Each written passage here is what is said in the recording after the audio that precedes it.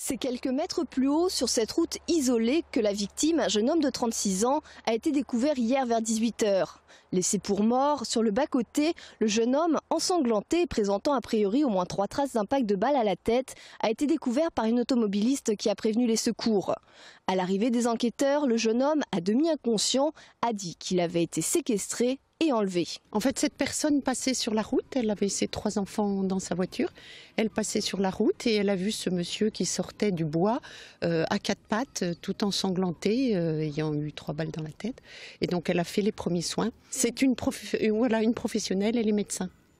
Donc c'est pour ça qu'elle s'est arrêtée et qu'elle a donné les premiers soins. Sur les lieux de la découverte, les gendarmes ont bouclé le périmètre et refusent de communiquer pour le moment concernant l'affaire. Pendant la nuit, la brigade de recherche de Paris et les militaires de Palaiseau sont restés sur place pour poursuivre leur relevé.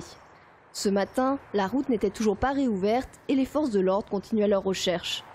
Dans le village de Boulay-les-Trous, le tranquille quotidien des habitants a été bouleversé. On n'a qu'une rue qui descend sur Saint-Rémy-les-Chevreuses, la gare du RER, et il y a quand même beaucoup de circulation le matin comme le soir.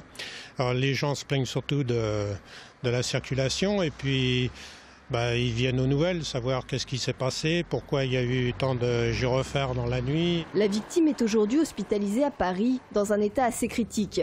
Pour essayer de déterminer qui, quand, pendant combien de temps et où le jeune homme aurait pu être séquestré, les forces de l'ordre vont tenter de retrouver les proches de la victime et de retracer son emploi du temps et ses activités de ces derniers jours.